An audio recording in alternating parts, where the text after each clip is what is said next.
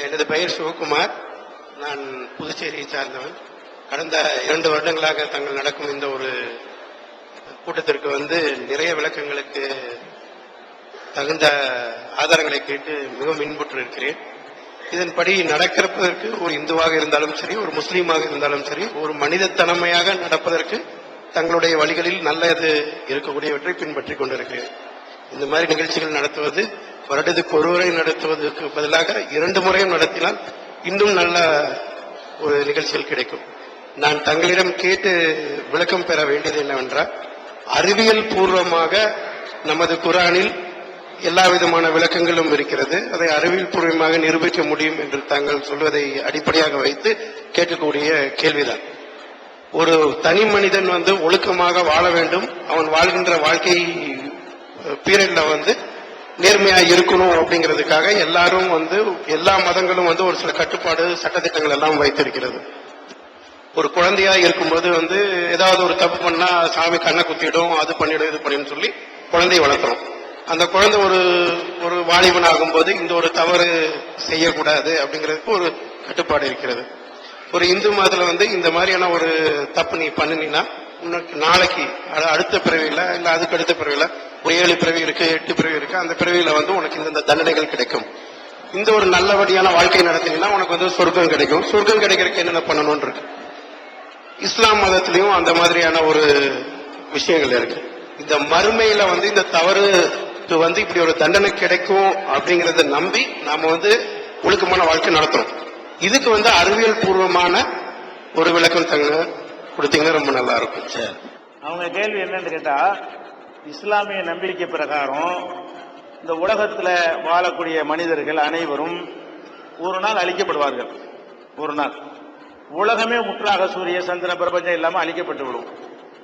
அழிக்கப்பட்ட மறுமைங்கிற மறுமனை நிறைய பேர் விளங்க, அதுக்காக சொல்லிவிட்டேன். அப்புறமேல கேள்விக்கு வர்றேன். அழிக்கப்பட்ட பிறகு கடவுள் என்ன செய்வார்னா திரும்ப அனைவரை உயிர்படுத்தி எழுப்புவார். அது கடவுளுக்கு லேசான விஷயம். சயின்டிபிக்கா இன்னைக்கு உலகம் எப்படி உண்டானுச்சுங்கிறத விளங்கி பாத்தீங்கன்னு சொன்னா கடவுளுக்கு இது சின்ன விஷயம். திரும்ப உயிராக்கிடுவார்.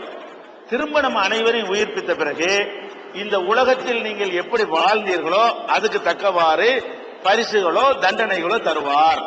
நல்லவரா வாழ்ந்தா சொர்க்கம் தருவாரு, கெட்டவரா வாழ்ந்தா நரகம் தருவாரு. அதுக்கு தகுந்த மாதிரி வாழ்ந்துக்கிறங்க அப்படின்னு இஸ்லாம் சொல்லுது. அவர் என்ன கேட்கிறாருன்னா, இதுக்கு அறிவியல் பூர்வமா என்ன ஆதாரம் கேட்கிறாரு. மேற்று என்னன்னு கேட்டா, இப்படி திரும்ப எழுப்புவார் என்பதற்கும் மறு உலகம் என்று ஒன்று இருக்கிறது என்பதற்கும் அறிவியல் பூர்வமாக என்ன ஆதாரம்? மத நம்பிக்கையில இருக்கிறது. இதை சிந்திச்சு பார்த்து நாங்க எப்படி இதை ஏற்றுக்கொள்வது அப்படின்னு கேட்கிறாங்க. இதை வந்து 2 விதத்தில் ஏற்றுக்கொள்ளலாம். ஒண்ணு வந்து என்னன்னா, இப்ப இஸ்லாம் மார்க்கத்தை பொறுத்த வரைக்கும் நாங்க குர்ஆனை கடவுளுடைய வேதம் என்று நாங்க நம்புறோம். குர்ஆன் தான் எங்களுடைய வழிகாட்டி புஸ்தகம்.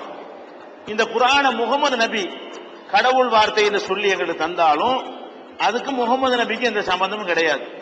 அது இறைவனிடமிருந்து தான் வந்தது அப்படிங்கிறது முதலாவது நாங்க நம்புறோம்.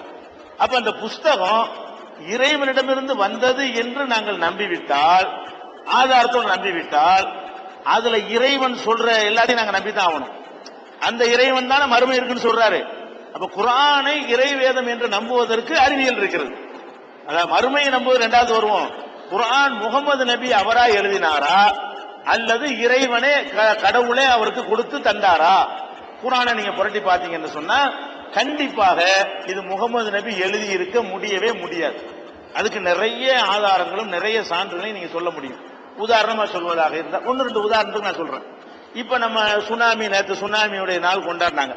இந்த சுனாமிங்கிறது இப்பதான் நம்ம நாட்டில் சுனாமி வந்து 4 வருஷத்துக்கு முன்னாடி தான் இந்த சுனாமிங்கிற டாபிக்கே நம்ம நாட்டுக்கு தெரியும். அதுக்கு முன்னாடி ஒரு 15 வருஷத்துக்கு முன்னாடி ஜப்பான்ல சுனாமி அடிக்கடி ஏற்பட்டதுனால அப்பதான் இந்த சுனாமியை பத்தி உலகம் அறிய ஆரம்பிக்குது. ஒரு 15-20 வருஷத்துக்குள்ளதான் இந்த சுனாமின்னா என்னங்கிறது தெரியும். நபிகள் நாயகம் காலத்துல சுனாமியை தெரியுமா? தெரியாது. அந்த காலத்துல சுனாமியை பத்தி எந்த விதமான அறிவும் கிடையாது. சுனாமின்னா என்ன, இப்ப சுனாமி இப்ப என்ன சொல்றான் அப்படின்னு கேட்டீங்கன்னா, இப்ப கடல்ல அலை வருது. அலை மேலதான் அலை வரும், கீழே அலை வராது. மேல அலை வருது. அலை வந்து தாக்கும் பொழுது வெள்ளப்பெருக்கு ஏற்படுது. அலை தாக்கக்கூடிய நேரத்தில் என்ன செய்யுது? பிரளயம் ஏற்படுகிறது. நம்ம அறிஞ்சு வச்சிருக்கிறோம்.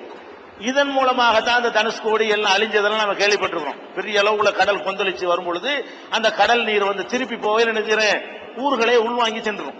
அது மாதிரி பூம்புகார் ஒரு காவிரி பட்டணம் இருந்துச்சு, அது இப்ப காணா பூமிக்கு உள்ள கிடக்குது. அது மாதிரி தனுஷ்கோடி உள்ள போற நிலையில இருக்கிறது. இது சாதாரணமா வழங்கி வச்சிருக்கிற பிரளயங்கள். சுனாமிங்கிறது என்ன தெரியுமா? கடலுக்கு மேல அலை வர்ற மாதிரி கடலுக்கு அடியிலையும் அலை வரும். சில நேரங்கள்ல மேல அலையே இருக்க தண்ணி சாதாரணமா இருக்கும், உள்ளுக்குள்ள கடலுக்கு உள்ள சீற்றம் கொண்டு அலை என்ன செய்யும், கரையில எந்திரிக்கும். அப்படி எந்திரிக்கிறதுனால உயரத்துக்கு அது போக முடியுது. அதாவது இப்படி வர்ற அலை இப்படித்தான் போக முடியும். இப்படி அலை வந்தா ராக்கெட் மாதிரி பெரிய பெரிய பில்டிங் எல்லாம் ஏத்துது பாருங்களேன். கீழே இருந்து இந்த அலை என்ன செய்ய வேகமா கரையில இப்படி எந்திரிக்கும். அதனாலதான் 14 மாடி கட்டடத்துக்கு மேலேயும் உள்ள போயிருந்த தண்ணி.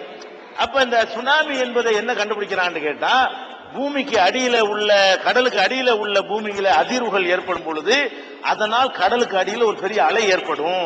அந்த அலை சீறி தாக்குறது தான் சுனாமின்னு இப்ப கண்டுபிடிச்சிருக்கோம். இப்ப கடலுக்கு அடியில அலை இருக்கிறது என்பதை 20 ஆண்டுகளுக்கு முந்தி மனுஷன் கண்டுபிடிக்கவே இல்லை. கடலுக்கு அடியிலேயே அலை இருக்கும் அப்படிங்கறத 20 வருஷத்துக்கு முந்தி மனுஷனுக்கு தெரியாது. அப்ப குர்ஆனை எடுத்து பாத்தீங்கன்னு சொன்னா, குர்ஆன் சொல்லுகிறது கடலுக்கு மேலே அலை இருக்கிற மாதிரி கடலுக்கு ஆழ் கடலிலும் பேர் அலைகள் இருக்கின்றன இப்படின்னு குர்ஆன்ல ஒரு வசனம் இருக்குது. இது எப்படி முகமதுக்கு தெரியும்? இது அந்த காலத்துல உள்ள 14 நூற்றாண்டுக்கு இன்னைக்கு பேசக்கூடாது. அப்படி 1400 வருஷத்துக்கு முந்தி போயிடணும். அந்த காலத்துல எழுத தெரியாத காலம், படிக்க தெரியாத காலம், அறிவியல் வளராத ஒரு காலம். முகமது நபி கடல்ல பிரயாணம் பண்ணாத ஒரு ஆளு, கடல் பிரயாணி அவர் கிடையாது, ஆள் கடல்ல முத்தெடுக்கக்கூடிய ஒரு ஆள் கிடையாது. அப்ப கடலுக்கு அடியில பேரலைகள் ஏற்படும் அப்படிங்கிற ஒரு விஷயத்தை கடல் பகுதியில் வசிக்காத, கடல் பிரயாணம் மேற்கொள்ளாத ஒரு முகமது நபி சொந்தமா சொல்லி இருப்பாரா? படைச்சவன் தான் சொல்லியிருப்பான். எவன் அதை படைச்சான அவன் தான் அதை சொல்லியிருக்க. அன்னைக்கு உள்ளதுக்கு இன்னைக்கு வேண்டா விஞ்ஞானி சொல்லலாம், அன்னைக்கு சொல்ல இயலுமா? 1400 வருஷத்துக்கு முந்தி இதை பாக்குறோம். எப்படா இது குர்ஆன்ல சொன்னபடி இன்னைக்கு நடக்குத? அப்பனா இது முகமது சொந்தமா இப்படி அவருக்கு இருந்த அறிவை கொண்டு சொல்ல இயலும்? இப்படிங்கும் போது அது கடவுள் வார்த்தை.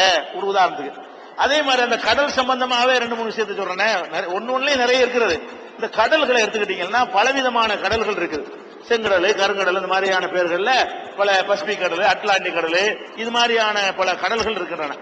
இந்த கடல்கள் எல்லாமே நீங்க பாத்தீங்கன்னா கடலுக்கு மத்தியில் பெரிய சோறு எழுப்பிலாம் தடுத்து வச்சிருக்கல, நம்மளதான் பிரிச்சுக்கிறோம். எல்லா கடலும் ஒன்னா தான் இருக்கு, அங்கேயே சேர்ந்துக்கிட்டு தான் இருக்கும். திரிவேணி சங்கம் 3 கடல் சந்திக்குதுங்க. நான் கன்னியாகுமரியில 3 பில்டிங் போட்டு சுவரை போட்டு சீன பெருஞ்சு ஒரு மாதிரி கட்டியா வச்சிருக்கிறான். 3 ஒன்னா தான் இருக்கு. அந்த தண்ணி இந்த தண்ணி இந்த தண்ணி ஒன்னா இடத்துல நிக்கிறதுனால திரிவேணி சங்கமம், 3 கடல்களும் சங்கமிக்கிற ஒரு இடம் அப்படின்னு சொல்றான். அப்ப இந்த 2 கடல் 3 கடல் சந்திக்கக்கூடிய இடம் இருக்கு பாத்தீங்களா? இந்த மாதிரி இடங்களை நீங்க பாத்தீங்கன்னா இப்ப விஞ்ஞானிகள் ஆய்வு பண்ணி என்ன சொல்றான்னு கேட்டா, இந்த 2 கடல்கள் ஒட்டிக்கிட்டு இருக்கும்ல, அந்த இடத்தை நீங்க எடுத்து பாத்தீங்கன்னு சொன்னா 2க்கு மத்தியில ஒரு தடுப்பு இருக்கிறது. என்ன சொல்றாங்க? என்னத்தை நீங்க குலுக்குனாலும் கலக்குனாலும் 2ம் ஒன்னு சேருவது கிடையாது. கடலோட கடல் ஒன்னா சேர்ந்திருக்கும் பொழுது இது ஒரு கடல் இது ஒரு கடல் சொன்னா இதுல உள்ள உப்பும் வித்தியாசமா, அளவு வித்தியாசமா இருக்கும். இதுல உள்ள டென்சிட்டியும் அதுல உள்ளது வித்தியாசமா இருக்கும். இதுல உள்ள ஆக்சிஜனும் அதுல உள்ள ஆக்சிஜனும் வித்தியாசமா இருக்கும் அப்படின்னு சொல்லி அதுல உள்ள வெப்பமும் இதுல உள்ள வெப்பமும் வித்தியாசமா இருக்கும். இந்த வித்தியாசம் 2 கடலும் சேர்ந்த பிறகு கூட உன்னோட ஒண்ணு கலக்க மாட்டேங்குது. அது தனியா இருக்கு, இது தனியா இருக்கு. சில நேரங்கள்ல உன்னோட ஒண்ணு கலந்தா கூட எப்படி கலக்கும்னா இப்படி இருக்குதுல, இது ஒரு கடல் வருது, இது ஒரு கடல் இருக்குது. 2 அடர்த்தி வித்தியாசமா இருந்தா அடர்த்தி கனமானது கீழையும் அடர்த்தி கம்மியாவது மேலே இப்படி ஏறிக்கிறோம். அப்பவும் 2ஆ தான் நிக்கும். இப்படி வேண்டா மேலே ஏறி கிடக்குமே தவிர கீழே பாத்தீங்கன்னா ஒரு அளவுக்கு வரைக்கும் அந்த கடல், ஒரு அளவுக்குள்ள இந்த கடல். லேசா ரொம்ப லேசா இருந்துச்சுன்னு வைங்களேன், அது மேல வந்துடும். ரொம்ப கனமான தண்ணி கீழே போயிடும்.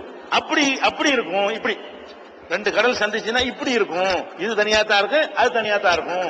அல்லது இப்படி இருக்கும். சின்ன வித்தியாசம் தான் இப்படி ஒட்டிக்கிட்டு இருக்கும், பெரிய வித்தியாசம் தான் இப்படி போயிடும், ஒண்ணுக்கு மேல ஒண்ணு ஏறிக்கும். இப்படி இருக்குதுன்னு சொல்லி கண்டுபிடித்து கடல்களுக்கு மத்தியில 2ஐயும் தடுத்து நிறுத்தக்கூடிய என்னமோ ஒரு ஆற்றல் செயல்படுகிறது அப்படின்னு சொல்லி ஒரு விஞ்ஞானி ஒரு 20 ஆண்டுகளுக்கு முன்னாடி கண்டுபிடிச்சு உலகத்துக்கு சொல்றான். அவன் நிறைய சோதனைகள் எல்லாம் பண்ணி பல ஆய்வுகளுக்கு பிறகு அவன் சொல்றான். குர்ஆன் எடுத்து பாத்தீங்கன்னா இது அப்படி இருக்குது. மரஜல் பஹரைன் எல்தகியான் பைனஹுமா பர்ஸகுன் லா யப்கியான். 2 கடல்கள் ஒன்றோடு ஒன்று சேருகின்றன. 2க்கு மத்தியில ஒன்றை ஒன்று மீற முடியாத ஒரு கண்ணுக்கு தெரியாத திரை உள்ளது. இந்த வாசம் அப்படி இருக்கிறான்ல. ரெண்டு கடல் சேருது, ரெண்டுக்கும் நடுவுல கண்ணுக்கு தெரியாத தடுத்து நிறுத்தக்கூடிய ஒரு சுவர் இருக்கிறது, திரை இருக்கிறது, தடை இருக்கு, தடுப்பு இருக்கிறது. இத முகமது நபிக்கு சொல்ல இயலுமா? 14 நூற்றாண்டுக்கு முன்னாடி உள்ள எவனுக்காவது சொல்ல இயலுமா? எந்த ஒரு மேதைக்காவது 1400 வருஷம் சொல்ல இயலுமா? அப்ப கடல்ல பிரயாணம் பண்ணாத, மீன் பிடிக்க தொழில் செய்யாத, முத்து குளிக்கிற தொழில் செய்யாத, கடல் வழி மார்க்கமாக படகில் கூட ஏறாத முகமது நபி இத சொல்வாரையானால் அவர் சொல்லி இருப்பாரா? அவரை படைச்ச இறைவன் சொல்லி இருப்பானான்னு நம்ம யோசிக்கிறோம். அப்ப குர்ஆன் கடவுளுடைய வார்த்தை தான். அதுல சொல்லக்கூடிய விஷயங்கள் கடவுள் சொன்னதா தான் இருக்கிறத பாக்குறோம். இதெல்லாம் எப்படி இன்னைக்கு மனுஷனுக்கு சொல்ல இயலும்? அதே மாதிரி பூமி சுத்துவதை பத்தி குர்ஆன் பேசுகிறது, எல்லா கோள்களும் சுத்துறதை பத்தி பேசுகிறது. இப்பதான் பல யூனிவர்ஸ் இருக்குன்னு கண்டுபிடிச்சான், மல்டிவர்ஸ் கண்டுபிடிக்கிறான். ஏற்கனவே ஒரு யூனிவர்ஸ் ஒண்ணுதானே யூனிவர்ஸ் சொல்லிட்டு இருந்தான். இப்ப மல்டிவர்ஸ் கண்டுபிடிச்சிருக்கிறான். மல்டிவர்ஸ் இருக்குன்னு சொல்லி குர்ஆன்ல அதுவும் சொல்லப்பட்டிருக்கு. நிறைய பிரபஞ்சங்கள் இருக்கிறது என்ற செய்திகளும் கூட குர்ஆன்ல சொல்லப்பட்டிருக்கிறத பாக்குறோம். அது மாதிரி விண்வெளி பயணம் போகலாம்னு சொல்லி அன்னைக்கு கற்பனை பண்ணி சொல்ல முடியுமா? நீங்கள் ஒரு பெரிய சக்தியை உருவாக்கி கொண்டால் விண்வெளி பயணம் போகலாம். இப்ப போக இயலாது.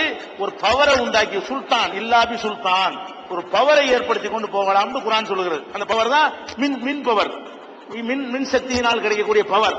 அந்த ஆற்றலை கொண்டு நீங்க போகலாம்னு சொல்லுகிறது. இப்படி நிறைய சான்றுகளை வைத்து குர்ஆன் இறைவனுடைய வார்த்தை தான், கடவுளுடைய வார்த்தை தான்ங்கறத நிரூபிச்சு உங்களுடைய குர்ஆனை எடுத்து பாத்தீங்கன்னா உங்களுக்கு தரப்பட்டிருக்கிறது. திறந்த உடனே இறை வேதம் என்பதற்கான சான்றுகள் அப்படின்னு தலைப்பு கொடுத்திருக்கும். என்னென்ன டாபிக் எல்லாம் குர்ஆன்ல 14 நூற்றாண்டுக்கு முந்தி ஒரு விஞ்ஞானி சொல்வதை விட சிறப்பா குர்ஆன்ல சொல்லி இருக்குன்னு பார்த்து அந்த நம்பர் எடுத்து பாத்தீங்கன்னா நீங்களே ஆச்சரியப்படுவீங்க.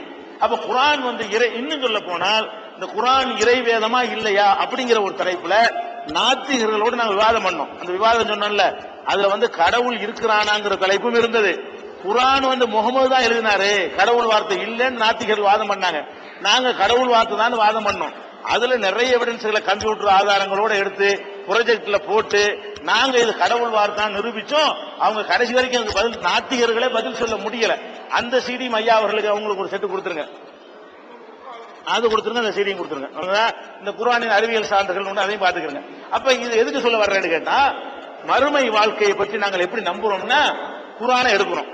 இந்த குர்ஆன் தான் இஸ்லாம் சரியான மார்க்கம் என்று நாங்கள் நம்புவதற்கு ஆதாரம். முகமது நபி அல்லாஹ்வுடைய தூதர் நாங்கள் நம்புவதற்கு குர்ஆன் தான் ஆதாரம். அப்ப குர்ஆனை நாங்கள் படித்துட்டு இது கடவுள் வார்த்தை தானா என்பதை நாங்கள் உறுதி செய்யறோம். எல்லா விதமான சோதனையும் பண்ணி பார்க்கிறோம். இது கடவுள் வார்த்தைன்னு எங்களுக்கு உறுதியா தெரிகிறது. அப்ப கடவுள் வார்த்தைன்னு தெரியும் பொழுது அந்த கடவுளே மறுமேன்னு ஒண்ணு இருக்குன்னு சொன்னா நம்பித்தானே அவனு. எப்ப கடவுளை நம்பிட்டோமோ, கடவுளுடைய வார்த்தை தான் குர்ஆன் என்று நம்பி விட்டோமோ, அறிவியல் படி ஆதாரத்தை நம்பி விட்டோமோ, அந்த குர்ஆன் சொல்லுகிறது உன்னை திரும்பி எழுப்பி உன்னை தண்டிப்பேன்னு சொல்லி. இதையெல்லாம் சொன்னது கடவுளாக இருந்தால் இதையும் சொன்னது கடவுள் தானே. இப்படிதான் நாங்கள் மறுமையை நம்புறோம். இது ஒரு டாபிக், ஃபர்ஸ்ட் விஷயம். இது ரொம்ப விரிவான விஷயம், இவ்வளவு போதுன்னு நினைக்கிறேன். ரெண்டாவது மேட்டர் என்னன்னு கேட்டா, நம்ம வாழுகிற உலகத்தில் நம்ம பார்க்கிறோம் மறுமேண்டு ஒண்ணு இருக்கணும்னு சொல்லி ஒவ்வொருத்தருடைய மனசாட்சியும் சொல்லுகிறது. இந்த உலகத்துல வேற மாதிரி தப்பு தண்டா செஞ்சா கோடி சொன்னா போயிடறான், கரெக்டா நான் பர்ஃபெக்டா இருப்பேன்னு சொன்னா சாப்பாடு கஷ்டப்படுறான். பாக்குறோமா இல்லையா? உலகத்துல நம்ம பாக்குறோம். அப்ப என்ன விளங்குதுன்னா, அப்ப இந்த உலகத்துல நல்லவன்லாம் நல்லா அனுபவிக்க காணா, கெட்டவன்லாம் கெட்ட தண்டனை அனுபவிக்க காணா. அப்ப இது நீ கடவுள்னு ஒருத்தர் நியாயம் வழங்கி ஆகணும்ல.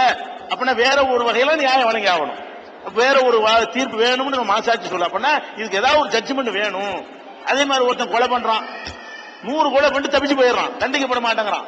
அப்ப இந்த உலகத்துல எல்லாத்தையும் ஏமாத்த முடியுதுன்னு சொன்னா அவனை எங்க தண்டிக்கிறது ஒரு உலகம் வேணுமா இல்லையா அப்படின்னு மனசாட்சியும் சொல்லுகிறது. அப்படி தண்டிச்சா கூட 100 கொலைக்கு 100 தடவை தண்டிக்க இயலுமா? உங்களுக்கு ஒரு தடவை தண்டிக்க முடியும்.